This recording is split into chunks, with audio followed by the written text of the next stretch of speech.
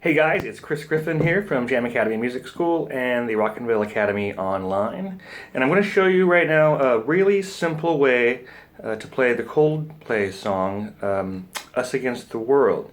So when those guys play it, they do an alternate tuning. They change the tuning of the G string, and they drop it down to an F sharp.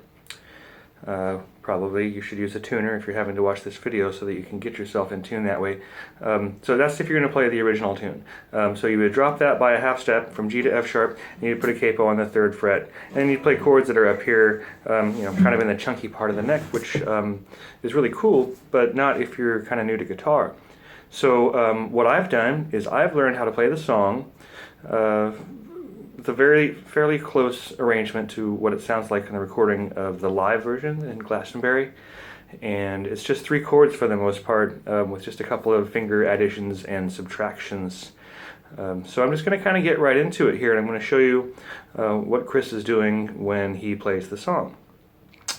So I'm assuming you know how to play C, G, and F chords. If you don't, here's a crash course. Okay, so first of all, the C chord, it's one of the first chords people should learn when they play guitar. 3rd fret here on the 5th string, 2nd fret on the 4th string, and 1st fret on the 2nd string. And then we'll play 5, 4, 3, 2, 1. We'll play those strings all at once. Alright, so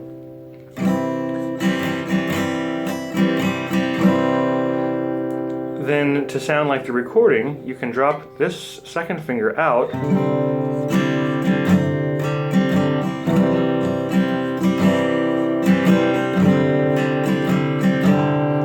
so it feels like a waltz time, so he's counting to 3 or to 6. And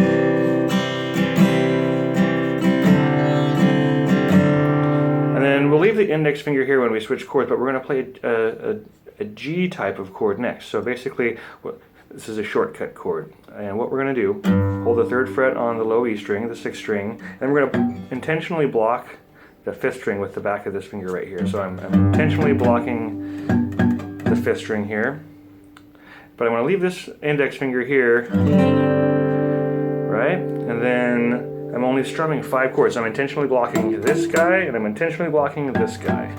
Sounds like a lot at first to intentionally block them, but the chances are, if you're beginnerish, the tendency would be to block those anyways, and your fingers are kind of lying flat rather than really straight up. So once we get to the 2nd chord, this is the Gsus4, and we can release the index finger to a regular G5 chord. So that again, and fingers, this guy's not doing anything, this guy's not doing anything. Off. So once I've taken that off, I'm not touching this string anymore, so I just make sure to not strum it. And a cool trick for that is to actually go all the way down here and then just land the pick on that last string that we don't want to hear. Right?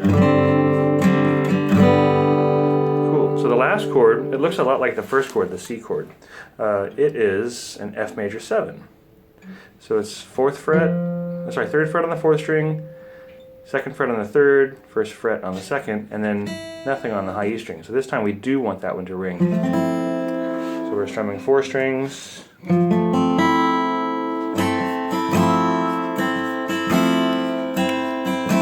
go back to the C chord.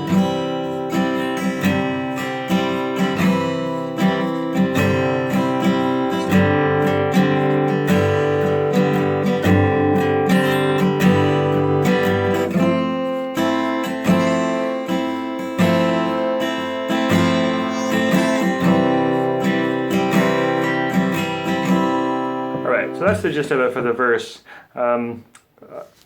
Pretty sure it's the same chords throughout the tune, but I'm just going to do a quick review just to make sure I'm not missing anything here. So I'm just going to pause. Hold on just a moment, I'll be right back.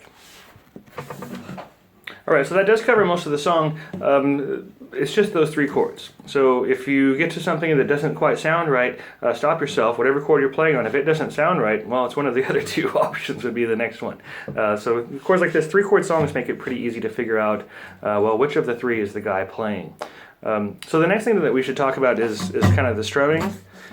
There's no drums or anything. There's no reference to time here except for whatever he's feeling when he's playing. So it seems like what he's doing is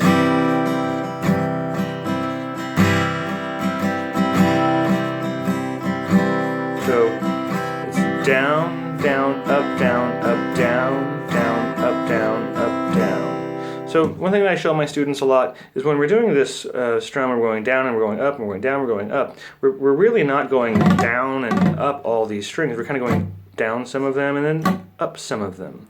So when I'm strumming down, down, up, the up strums tend to be these higher strings and the down strums tend to be these lower strings. So even when it starts to get faster, like it picks up in the song towards the end,